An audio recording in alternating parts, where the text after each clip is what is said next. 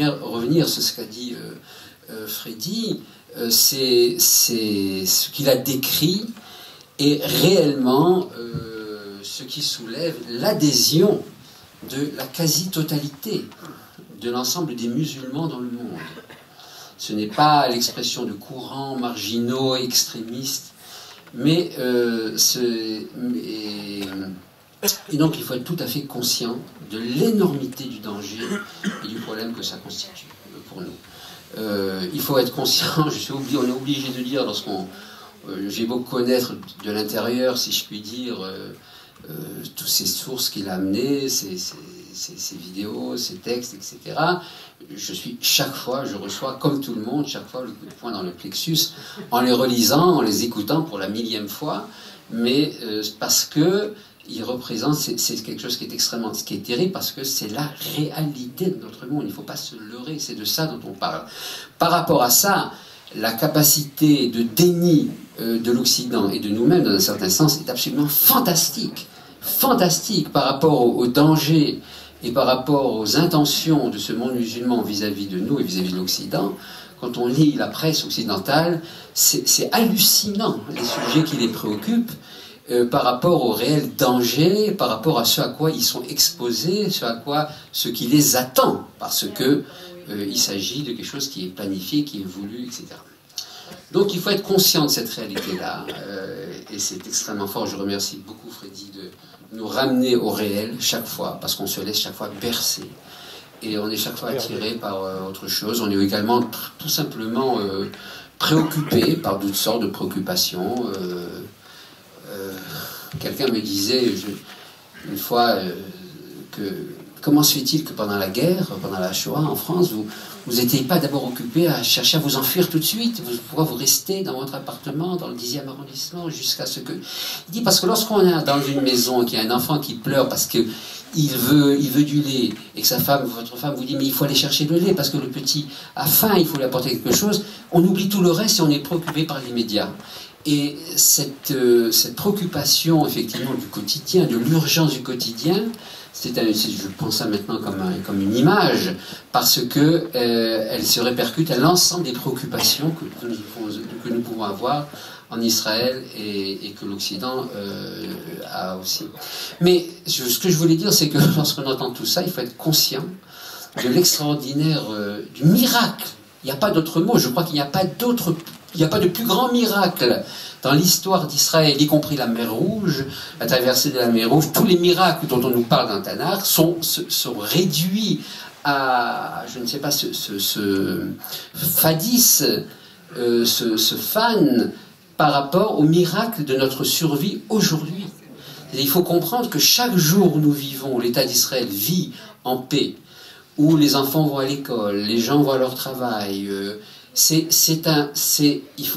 que nous sommes pris en main, protégés, on espère pour toujours, mais il faut être conscient d'abord, quelle que soit l'analyse qu'on fasse, que c'est quelque chose qui est absolument non naturel. La réalité qu'a décrit Freddy, qui est notre réalité, la force terrible, cette volonté terrible de destruction qui s'arme pour réaliser ça, est telle que notre exigence, notre existence quotidienne, non seulement ne va pas de soi, mais elle est en quelque sorte une réalité, je dirais, surréaliste. Elle est en dehors de tout réel. On est réellement, il y a ici un miracle quotidien. Et je dis ça d'ailleurs pour rappeler le côté effrayant des critiques fondamentales contre l'État d'Israël, contre l'armée d'Israël. Chaque fois qu'on voit qu'un Chayal, chaque officier de Tsahal, c'est un envoyé direct de la Providence qui fait que c'est par ces gens-là que nous sommes aujourd'hui assis ici en train de parler. Il faut toujours se rappeler cette chose-là. Modé Ani Lefanecha, c'est d'abord cette réalité-là par rapport à cet arrière-plan dont il faut être parfaitement et totalement conscient. Alors ceci dit, pour répondre quand même aux questions qui ont été posées, je vais y répondre, enfin, je vais rajouter simplement quelques réflexions parce que elles ont déjà été largement analysées par Freddy lui-même. La première, il faut le dire et le répéter tout le temps, constamment, rien de ce qu'on peut dire et faire ne peut s'accompagner d'un relâchement de l'attention, de la vigilance militaire, de la tension de sécurité que nous devons avoir par rapport à ce monde qui nous entoure. Il a dit en passant quelque chose d'extrêmement important, Freddy, mais il faudra avoir le temps de le préciser, comme il l'a dit en passant. Le fait que l'on fasse montre de concession ou de faiblesse a immédiatement pour conséquence le fait que les musulmans se retrouvent en situation d'obligation du djihad. Je voudrais juste préciser ce point de manière extrêmement précis. Le djihad est absolument obligatoire. Il l'a dit, répété. C'est ce qui ouvre la porte du paradis, bien évidemment, mais il est une obligation totale, définitive, jusqu'à la fin des temps. Tark al-qital mamnou'an batatan, disent les décisionnaires. L'arrêt du combat, du djihad, est absolument interdit. On ne peut jamais l'arrêter jusqu'à la fin des temps. Donc c'est une obligation qui repose comme une obligation sur les musulmans. Et ça, c'est quelque chose qui est capital, cette idée d'obligation. Le mot qu'a employé Freddy, très justement, en parlant d'obligation, de mitzvah, n'est-ce pas, est le mot arabe fard. C'est un mot qui est très important parce que, vous savez, on compare les religions, on compare les civilisations avec ce qu'on connaît, et alors on fait des comparaisons qui sont fondamentalement fausses, parce que les a priori et les définitions profondes sont complètement différentes. Il n'y a pas de mitzvah dans l'islam, pas au sens où on le comprend chez nous. Il y a une obligation qui repose sur toi. Fard, c'est le même mot d'ailleurs à l'origine que le mot fardeau en français d'ailleurs à l'origine. C'est intéressant. Ce fard, c'est ce qui repose sur vous comme une obligation. Et là, on est au cœur de l'expérience religieuse de l'islam. Comment ? Non, c'est pas un contrat, pas du tout, à une contrainte. C'est pas non plus le contraire. Non, ce n'est pas une contrainte. C'est ce qui repose sur vous comme un poids. Quelque chose qui est sur vous. Il faut bien faire un détour un petit peu par le cœur de l'expérience religieuse de l'islam, qui est, comme le dit le mot islam, qui signifie soumission. On ne peut rien comprendre à tout ce qui accompagne tout ce que nous avons vu maintenant si on ne comprend pas d'abord quel est ce qui caractérise le cœur de l'expérience religieuse. Le cœur de l'expérience religieuse de l'islam, c'est la prise de conscience de l'absolu, du pouvoir absolu du Créateur, de Dieu sur sa créature. L'homme n'est rien face à la volonté du Créateur. Il n'y a d'ailleurs pas, pour la plupart des courants de l'islam, en conséquence de libre arbitre. L'homme n'est pas libre, il ne peut pas être libre, parce qu'il n'y a pas un point de l'espace, un point du temps, un atome du réel où Dieu n'est pas présent et impose sa volonté absolue. Et l'expérience religieuse, c'est la prise de conscience du musulman, fondamentalement de tout homme pour l'islam, n'est-ce pas, de cette réalité-là, que Dieu est sur toi. Akrabu minkum min habl al-warid. Il est plus proche de vous que la veine jugulaire, il est là. C'est-à-dire vous ne pouvez pas, il n'y a pas d'espace de liberté possible. Donc l'expérience religieuse, c'est cette prise de conscience, c'est la raison pour laquelle, d'ailleurs, le cœur de l'expérience religieuse de l'islam se fait dans la prière, qui s'accompagne toujours, et qui, non seulement qui s'accompagne, mais qui est par son essence d'abord, qui a une génuflexion. On se prosterne, il n'y a pas de sitour tfila, il n'y a pas de réelle prière dans l'islam.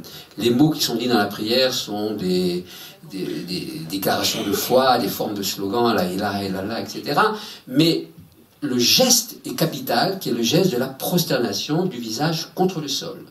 On se met le visage contre le sol parce que le visage, c'est l'individualité, c'est donc aussi le libre arbitre de chacun qui est différent des autres, et on le met contre le sol pour dire que nous n'existons plus comme individus, nous n'existons plus comme êtres libres, pensants, nous sommes entièrement soumis, entièrement sous le poids, ce farde, n'est-ce pas, de la volonté de Dieu. Et je citais encore un hadith. Vous savez maintenant ce que c'est les hadiths dont a parlé Freddy, mais qui est très très souvent répété. Les visages tombent, s'effondrent devant le Dieu vivant. N'est-ce pas? Donc il n'y a plus de visage, on est entièrement soumis à cette volonté-là. Et c'est ça le cœur, je dirais également la saveur pour le croyant de l'expérience religieuse. Il est entièrement soumis à la volonté de Dieu. Et c'est la raison pour laquelle tout discours de type moral, par rapport d'une moralité qui aurait sa source ailleurs que dans la volonté absolue de Dieu, est complètement sans consistance pour un musulman, puisqu'il est soumis à ça. C'est la raison pour laquelle c'est tellement important ce mot de fard pour dire l'obligation religieuse.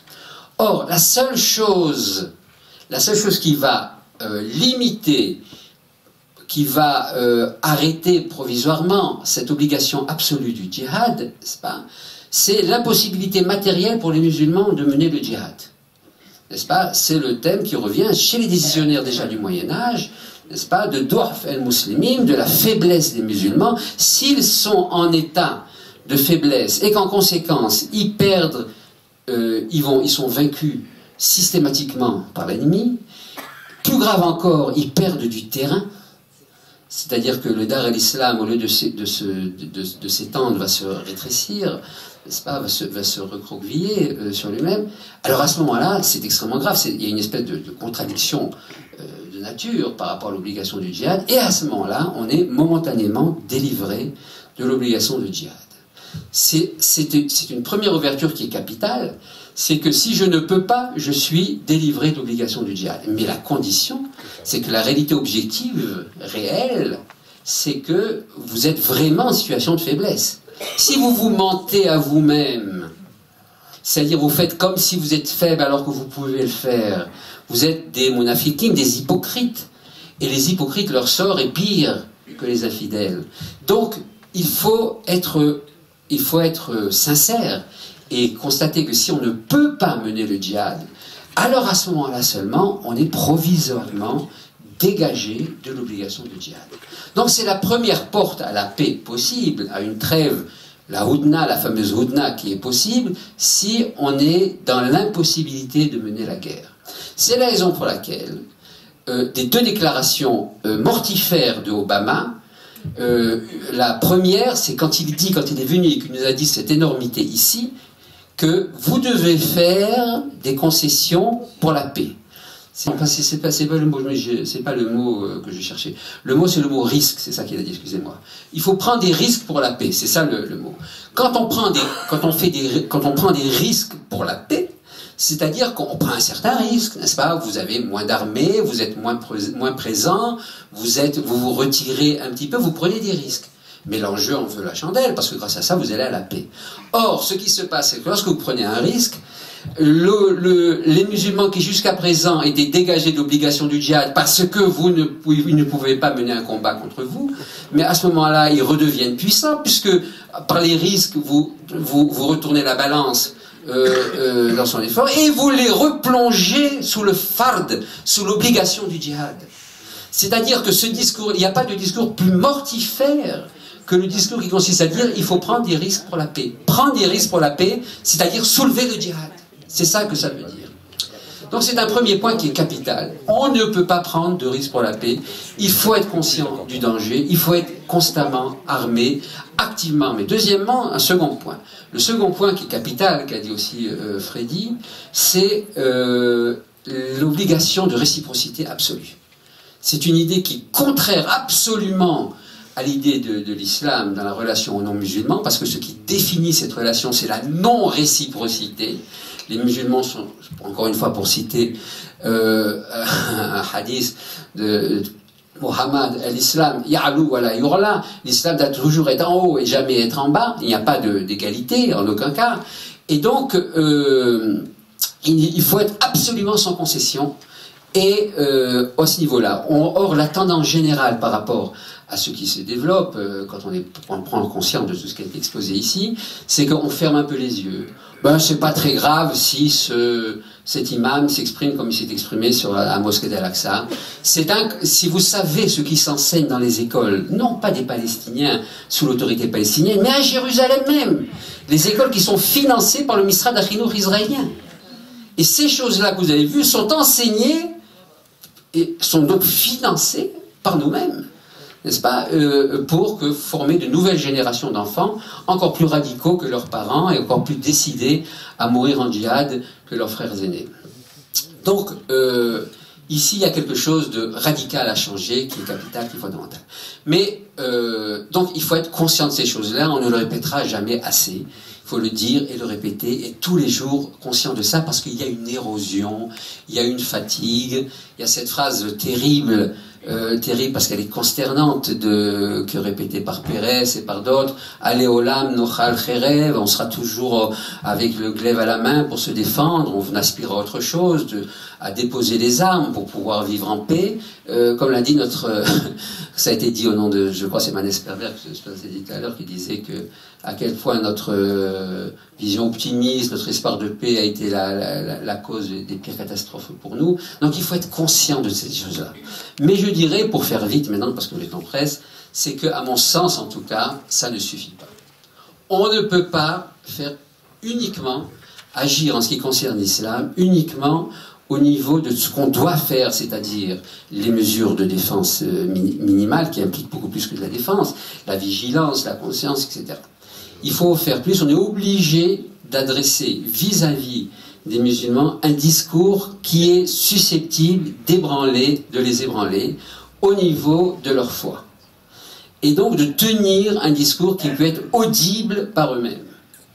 Alors, je sais très bien, il ne s'agit pas de se bercer d'illusions, il a eu raison, Freddy, de dire qu'on ne peut pas, encore une fois, s'endormir par ce genre de discours, mais en même temps, il faut bien être conscient que ce qui est le moteur de tout ce que nous avons vu aujourd'hui, c'est d'abord et avant tout cette conscience que nous sommes, nous les musulmans, l'expression de la volonté de Dieu, ce que nous faisons, c'est ce que veut faire Dieu, etc.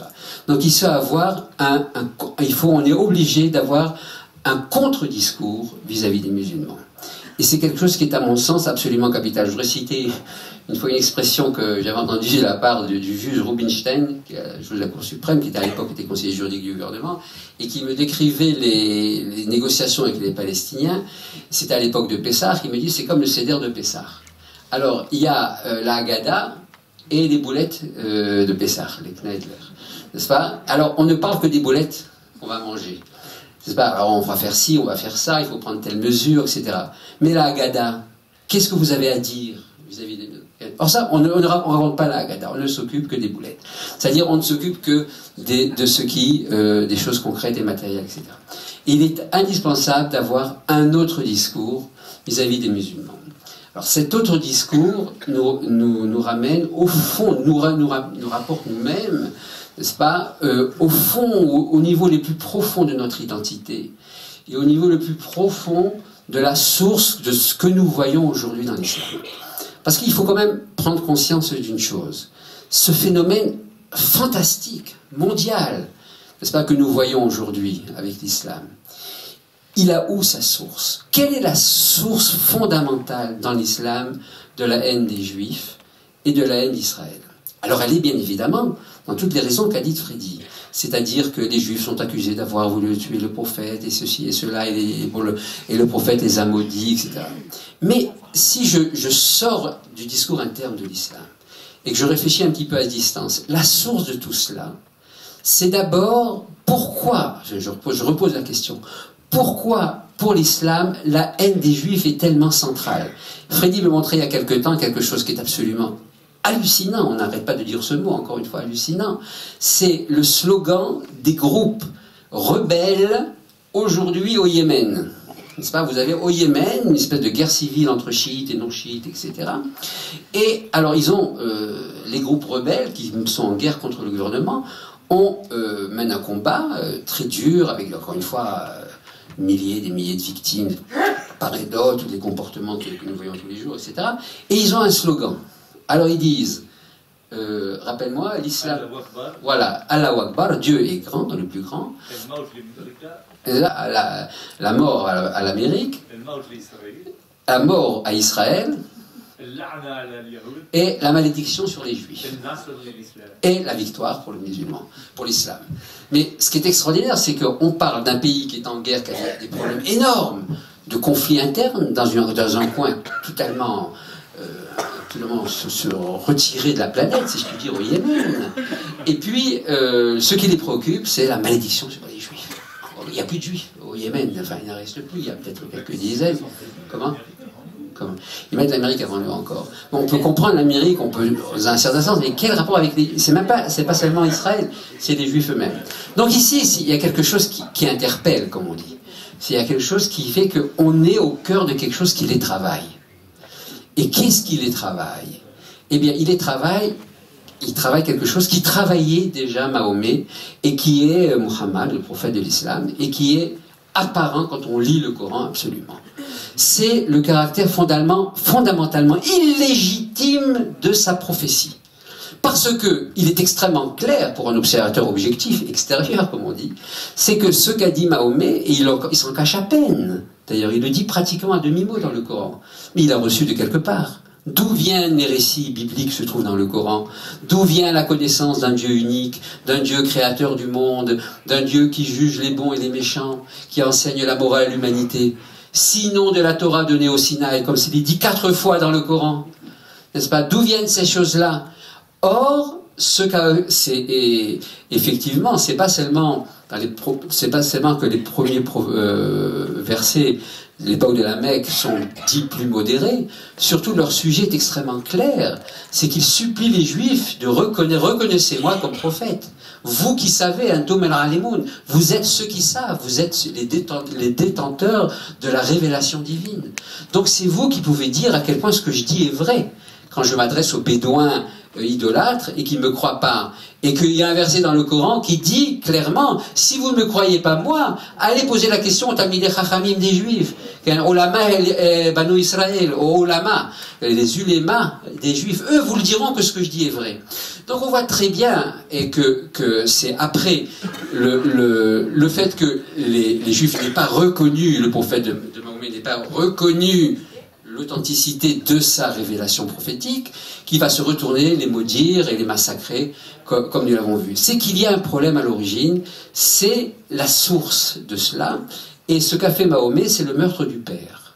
C'est-à-dire d'essayer, n'est-ce pas, non seulement de tuer le père, je n'ai reçu de personne, c'est Dieu lui-même qui s'est adressé à moi, donc il va nier sa source, et il va interdire constamment de discuter ces choses-là. L'interdit, c'est quelque chose d'extrêmement curieux dans une religion qui est fondée sur une croyance pour l'humanité, c'est qu'on n'a pas le droit de discuter de religion avec les infidèles, en particulier avec les juifs. N'est-ce pas? Et que les infidèles n'ont pas le droit de lire le Coran non plus d'ailleurs. C'est assez curieux, ils doivent se convertir sans lire le Coran. Donc, et pourquoi? Parce qu'il faut non seulement tuer le père, mais il faut surtout faire taire ceux qui sont les témoins de la source de sa révélation. C'est-à-dire de savoir que les musulmans reçoivent cette connaissance qu'ils ont eue, cette connaissance d'un Dieu unique et de ce que ça implique, ils l'ont reçue de quelque part. Ils viennent de quelque part. Ils ne sont pas nés comme ça de l'espace avec l'ange Gabriel qui s'est donné à eux. Or, c'est ce refus-là qui va fonder l'islam. Et cette haine obsessionnelle de la relation aux Juifs, elle est en même temps ce qui va accompagner constamment l'islam, parce que sans cette haine-là, il risque de retrouver l'islam risque de retrouver, il risque de s'avérer que ces choses-là viennent de quelque part de la révélation du Sinaï, finalement, à Israël. Alors, ces choses-là s'accompagnent d'un deuxième point qui est absolument capital, c'est le fait que quand l'islam se développe à sa source, Israël est en exil depuis déjà un demi-millénaire. On est à peu près plus de 600 ans après la destruction, enfin plus de 500 ans après la destruction du temple, et à peu près aussi 500 ans après la grande dispersion, après la révolte de Bar Korba. C'est-à-dire qu'Israël n'existe plus pratiquement sur sa terre, sauf un petit peu en Galilée, au sud de la région de Hébron, mais Israël s'est vidé de ses juifs, c'est la grande galoute qui a commencé. Les juifs ne sont plus sur cette terre. Donc l'islam va se développer dans l'absence d'Israël sur sa terre. Or cette chose-là a une énorme importance, parce que l'islam non seulement va récupérer, en quelque sorte, la dimension prophétique et de la révélation en disant « elle m'appartient à moi, elle ne vient pas des juifs », mais deuxièmement, il va prendre aussi la dimension politique. La malchoute m'appartient. Il a pu dire que cette malchoute lui appartenait parce qu'il n'y avait plus de malchoute d'Israël. Et cette chose-là apparaît, encore une fois, dans les lignes, entre les lignes dans le Coran, très clairement, puisque lorsque Mahomet s'adresse aux Juifs, il leur dit toujours, rappelez-vous, et ça revient plusieurs fois dans le Coran, que Dieu vous a donné, vous a mis au-dessus des mondes, et vous a donné ce qu'il n'avait donné à nul autre au monde, c'est-à-dire des rois et des prophètes. Muluk wa Anbiya. Les prophètes, c'est la révélation, et les rois, c'est la malchoute. De quel malchoute s'agit-il? Il s'agit de malchoute de David, essentiellement. C'est la vraie malchoute, puisqu'il existait des rois en Arabie.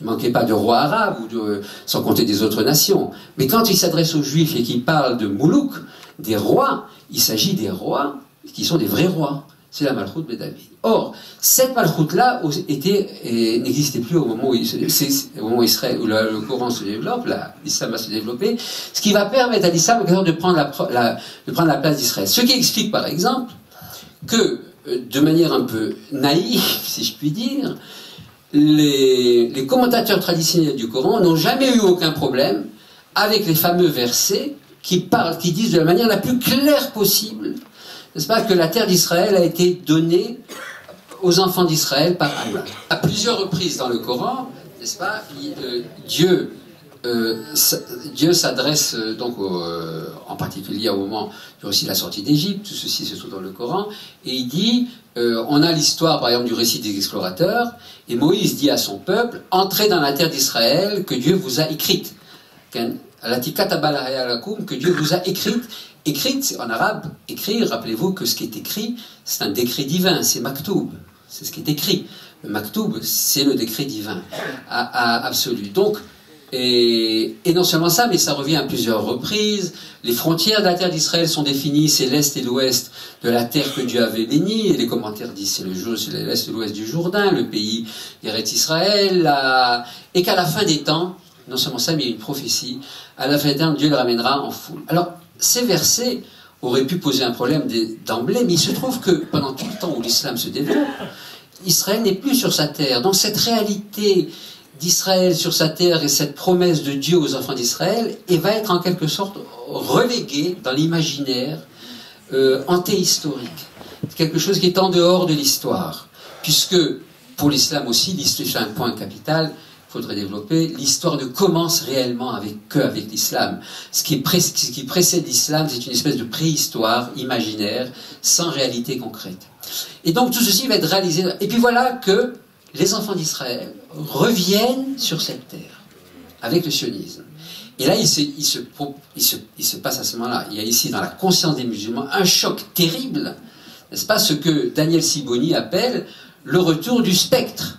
C'est-à-dire, ce qui était un phénomène, un spectre, quelque chose d'inconsistant, va se manifester avec toute sa force. Les enfants d'Israël reviennent avec une armée, avec un pays, avec des hôpitaux, des universités. Ils sont là concrètement sur cette terre d'Israël.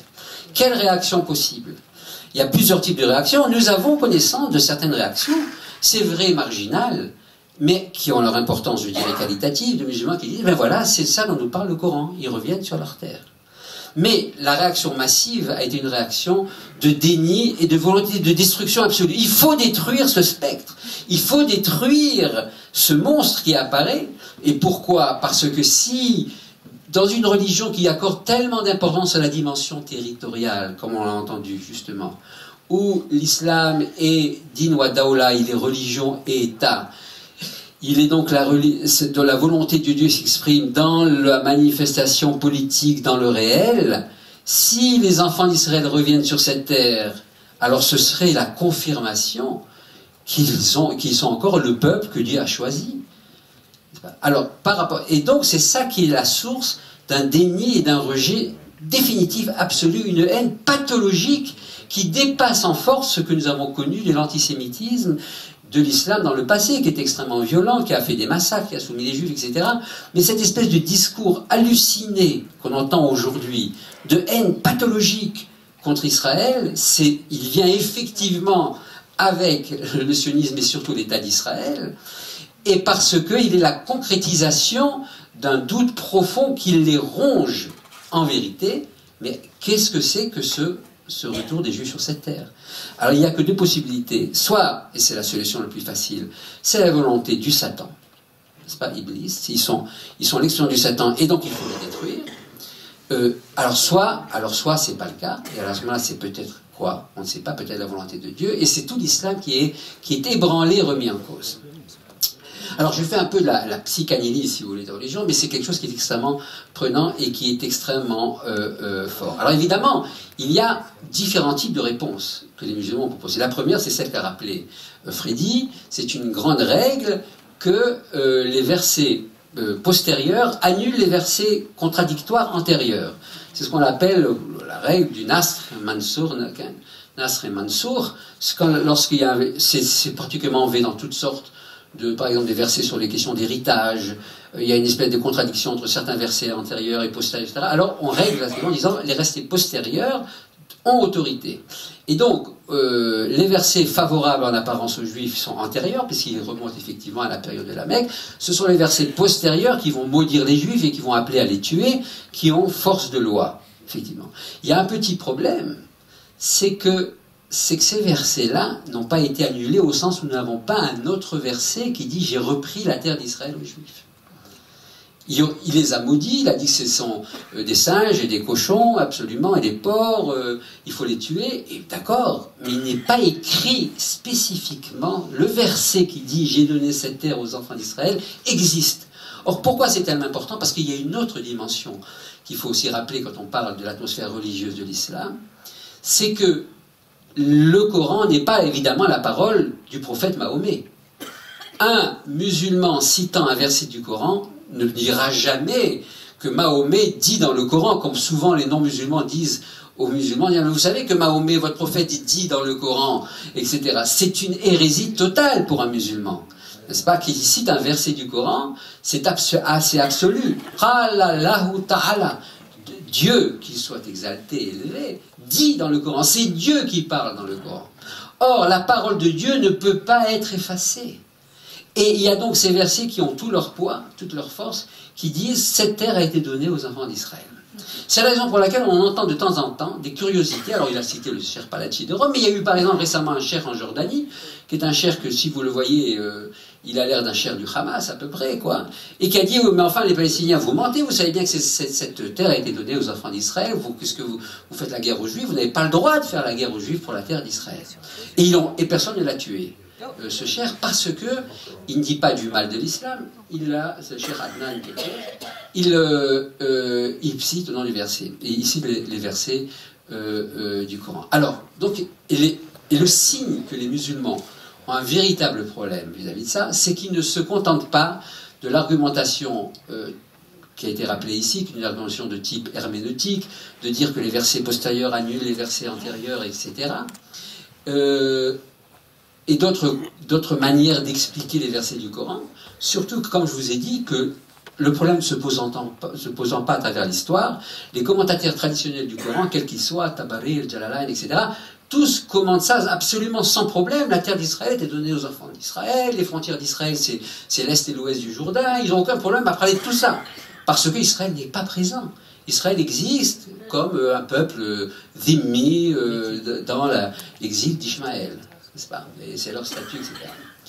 Et donc, par rapport à ça, ils ont un tel problème que finalement, l'argumentation qui a été trouvée, celle qui est répétée maintenant partout, systématiquement, enseignée dans les manuels scolaires des petites classes de l'école, n'est-ce pas? C'est que c'est vrai que Allah a donné cette terre aux enfants d'Israël, mais les enfants d'Israël ont disparu.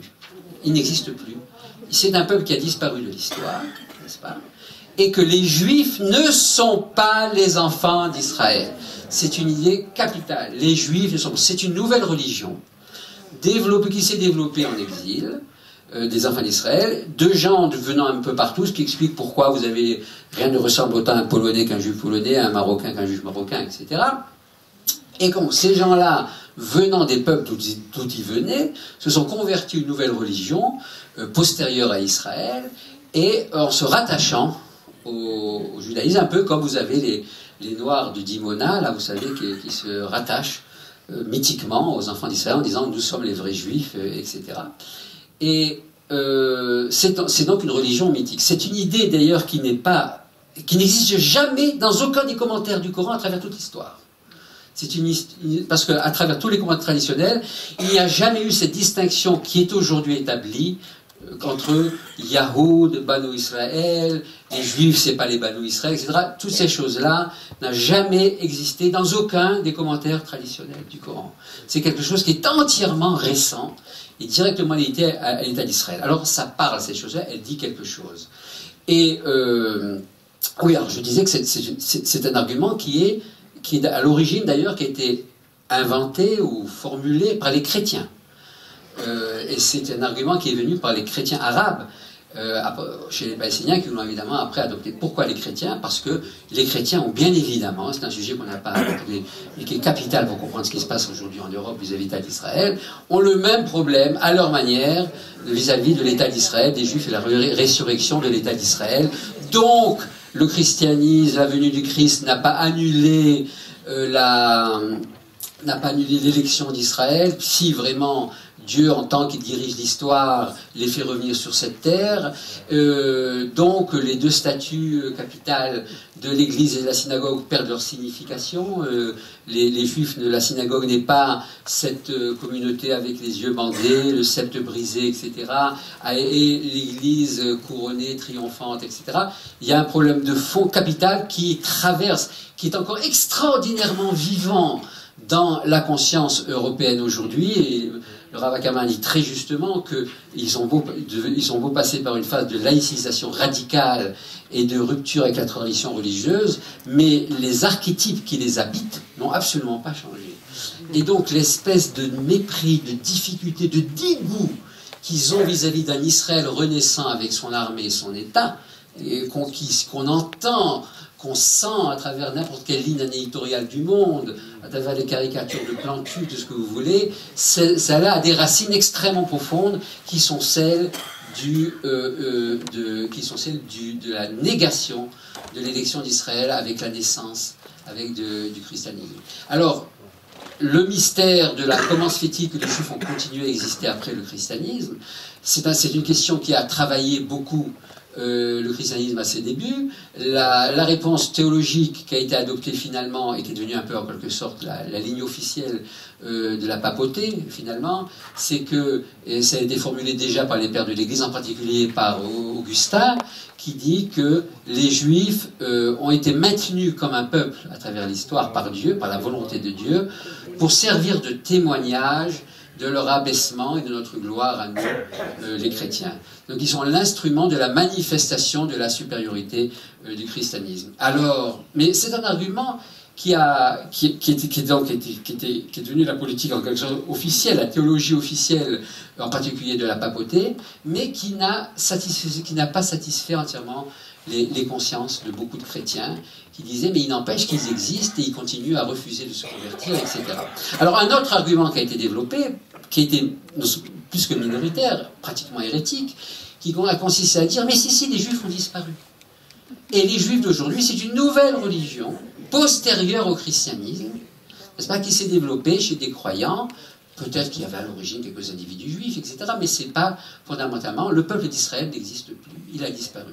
Alors cet argument-là, qui a été. Et c'est un argument d'ailleurs très. Manitou le citait, d'ailleurs, j'avais entendu la première fois par Manitou, qui me citait, qui avait montré un livre récent, écrit par des théologiens italiens, qui développait à nouveau cette idée. Évidemment, cette idée a une racine historique, c'est le fait que, avec la destruction du temple, va se développer le judaïsme par rapport à la religion d'Israël de l'époque antérieure du temple. Il va y avoir un changement d'accent, le passage à une religion pratiquement communautaire et individuelle par rapport à une religion de type national qu'il y avait dans la Bible auparavant. Mais ce qui est nouveau, c'est de dire qu'il n'y a pas de continuité ethnique, en quelque sorte, entre les Juifs et les Israéliens. Entre parenthèses, on sait maintenant, je le disais encore récemment, que mais très surprenante, je dois dire, il y a eu des recherches extrêmement sérieuses dans le domaine de la génétique aux États-Unis et qui montrent absolument le contraire, que la très grande majorité des Juifs, aujourd'hui, continuent à avoir une même racine ethnique, malgré les grandes différences qu'il peut y avoir, et qu'il s'avère que ces grandes théories sur l'origine des Juifs d'Afrique du Nord étant des Berbères judaïsés, de l'introduction massive des Khazars comme origine du judaïsme ashkénaze d'Europe orientale, etc., sont des mythes qui sont de plus en plus balayées de manière de plus en plus claire par les recherches biologiques et génétiques aujourd'hui. Je vais faire la parenthèse. Mais c'est un argument qui est donné, qui aurait été repris par les musulmans. Les juifs ne sont pas les juifs. Les juifs ne sont pas les enfants d'Israël. Et c'est là que rentre la Haggadah de Pessah. Il faut leur dire, mais vous savez, nous sommes les Banou Israël. Et c'est cette terre, nous sommes ici, pas parce que nous nous sommes emparés de la terre des musulmans, c'est parce que Allah nous a donné cette terre et vous vous révoltez contre Allah lorsque vous nous faites la guerre à nous. Il faut leur dire. Alors ils ne seront pas écoutés, ils vont hurler. Ils vont hurler, ils vont dire, mais vous faites de la religion. Nous avons un discours politique. Il faut pas dire, je disais maintenant, j'entendais récemment Abou Mazen dire, mais il ne faut surtout pas transformer le conflit que nous avons avec Israël en conflit religieux. C'est une blague extraordinaire, parce que Abou Mazen, qui a évidemment ce discours qui tient en anglais quand il dit qu'il a un discours de type laïque, mais quand il parle en arabe, chaque mot est codé et compris entièrement dans un discours djihadiste, musulman, classique, etc. Donc il est capital de leur tenir ce discours. Parce que c'est cette chose-là, c'est la seule chose qui peut ébranler, en quelque sorte, cette espèce, non seulement cette espèce de sentiment d'être absolument dans la volonté de Dieu, mais ébranler ce qui est le point le plus sensible de la conscience de ce monde musulman tout entier, c'est celui de la foi. C'est-à-dire qu'ici, vous êtes non pas en situation où vous n'accomplissez pas la volonté de Dieu, mais vous révoltez contre la volonté de Dieu lui-même. Mais pour avoir ce discours-là, il faut que nous soyons effectivement les Banou Israël. C'est-à-dire que nous nous percevions en tout cas comme tels, et que nous avions le courage de dire ces choses-là. Ici, à mon sens, le débat sur l'identité d'Israël, non pas comme un État juif, mais comme étant l'État des enfants d'Israël, l'État des Hébreux, revenus sur leur terre, n'est plus un discours interne, sujet à des dissensions profondes de la société israélienne, etc. C'est devenu, à mon avis, une exigence existentielle dans le combat qui nous vis-à-vis des menaces de mort qui nous sont adressées. Et donc il faut pouvoir ébranler ces choses-là en le disant. Alors, parce que, comme disait Manitou, il ne faut pas confondre le futur avec le présent. Est-ce que ces paroles, lorsqu'elles sont dites, auront un effet maintenant, dans 5 ans, dans 10 ans, dans 50 ans, dans 200 ans? Je ne sais pas. Mais c'est la seule chose qui peut ébranler cette partie de l'humanité qui est unie par la foi et dont en quelque sorte, la fibre la plus profonde, c'est ce sentiment d'être entièrement confondre à la volonté de Dieu. Alors, disant, mais non, vous êtes en révolte contre Dieu, vous n'êtes pas soumis à la volonté de Dieu. À mon sens d'ailleurs, et là je vais m'étendre encore plus large, cette réponse-là, qui n'est pas seulement une réponse qui nous concerne à nous, mais elle concerne l'humanité tout entière. Parce que, en réponse à l'Occident a un problème de fond vis-à-vis du djihad mondial qui lui est adressé. Le Rav Ackerman a très bien montré qu'il ne s'agit pas simplement de tensions géopolitiques, il y a une question de manière d'être fondamentale qui les oppose. Mais concrètement, au niveau géopolitique, ils sont confrontés à ce djihad mondial qui leur est adressé et vis-à-vis duquel ils pratiquent un déni accompagné de la haine d'Israël, avec cet espoir que, en jetant Israël en pâture, alors ils vont nous aimer un peu mieux, ils seront moins violents vis-à-vis de nous, etc. Ça, on le voit tous les jours dans la politique de l'Union européenne. Mais concrètement, ils sont finalement... Qu'est-ce qui peut briser ce djihad-là? Et là, je vais lancer une idée qui est liée à ce que je viens de dire, mais à laquelle je tiens, parce que je pense qu'elle a une base tout à fait réelle au niveau de la conscience des musulmans. Ce qui caractérise la vision géopolitique du djihad, c'est qu'il s'agit d'un univers en expansion infinie. La planète tout entière est l'objet du djihad. Par définition, et ça a été dit très précisément, il n'y a pas de frontières au djihad. Il n'existe pas de frontières. Les frontières à l'intérieur des États, entre États musulmans, sont une hérésie, sont une fitna, une révolte contre Dieu pour les musulmans. Et quant aux frontières des États entre eux, entre l'Argentine et le Chili ou la France et l'Italie, ce sont des frontières virtuelles, provisoires, jusqu'à la conquête du djihad. Donc il n'existe pas de frontières. N'est-ce pas? La seule frontière, c'est l'expansion, c'est le Dar al-Islam et al-Kham, et l'expansion infinie du djihad. La seule chose qui peut briser cette chose-là, c'est la découverte d'une frontière qui est une légitimité absolue, divine. Or, cette frontière-là, elle existe. C'est celle dont je viens de parler. C'est celle qui est définie dans le Coran. N'est-ce pas?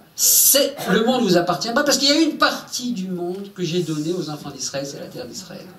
Alors on peut dire, oui, mais si, imaginons qu'ils acceptent cette théorie, alors on va reconnaître la présence juive en Eretz Israël, la souveraineté juive en Eretz Israël, mais on va continuer le djihad dans le monde entier. Ben, c'est pas du tout si simple. Parce que ce qui est le moteur de l'expansion du djihad, c'est cette dimension justement infinie sans limite. Dès que vous établissez une limite, c'est comme une boule de cristal dans laquelle vous rentrez une impureté qui éclate. C'est-à-dire, s'il y a une autre légitimité divine que la légitimité du djihad, alors c'est toute la relation de la conscience musulmane vis-à-vis de la guerre, du monde, etc., qui va perdre de sa force et de son unité. Et à partir de là, sont possibles toutes sortes de prises de conscience. Alors, il faut bien comprendre, je pense que je dis ces choses-là, je pense qu'elles ont un effet, et que le refus, ce qui est extraordinaire, c'est qu'à mon sens, ce qui aurait été peut-être la seule planche de salut de l'Occident vis-à-vis d'Israël, du djihad mondial, ils le refusent, ils ne veulent même pas l'envisager, parce que, à cause de la haine d'Israël qui les habite, parce qu'ils ont une espèce de conscience que eux-mêmes, l'Occident tout entier, est né du monde chrétien, et donc est né de la substitution d'identité vis-à-vis d'Israël, et donc ils refusent cette idée-là, et c'est un peu une espèce, ce que je considère comme une forme de paradoxe, ils rejettent en quelque sorte ce qu'aurait pu être leur seule bouée de sauvetage, si je puis dire, par rapport à ce qui naisse le monde entier. Mais il ne s'agit pas seulement de ça. Ce qui est en cause, et vraiment je termine là-dessus, c'est donc pas seulement l'histoire de la souveraineté d'Israël sur sa terre, mais la manière que nous avons nous-mêmes, et ça c'est quelque chose qui est capital, qui est quelque chose qui est audible aussi, c'est de savoir ce que nous bâtissons ici sur cette terre, qui a été donnée par Allah aux enfants d'Israël. C'est quelque chose qui est du domaine de la Emouna au sens où il s'agit d'établir une société qui est une société nouvelle, une société morale, une société qui est faite de l'harmonisation, qui est une société qui tente de réussir l'harmonisation des valeurs, l'unité des valeurs dont parlait Manitou.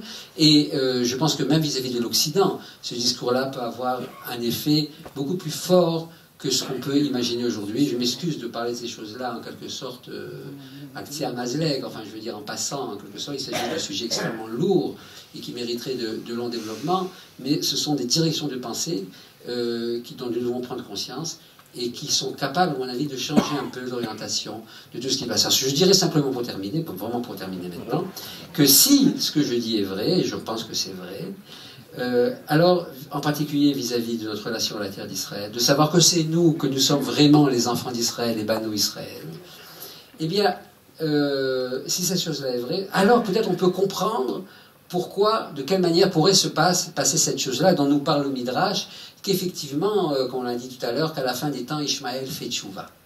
Donc cette teshuva d'Israël, elle est effectivement possible. J'ai dit d'Israël. C'est Israël fait aussi teshuva. C'est la teshuva d'Israël, je ne veux pas m'effacer, je veux corriger. Si nous faisons teshuva vis-à-vis de notre propre identité, c'est peut-être ça qui, à long terme, peut susciter la teshuva de Ishmaël. La teshuva de Ishmaël, mais ici on ne peut susciter cette teshuva que si on a un discours qu'il est capable d'entendre. Or, ce discours qu'il est capable d'entendre ne se situe pas au niveau du discours de la géopolitique quotidienne interne, et il doit avoir un fondement qui transcende le discours politique le plus, je veux dire, morne, qui est celui qui nous occupe aujourd'hui. Voilà.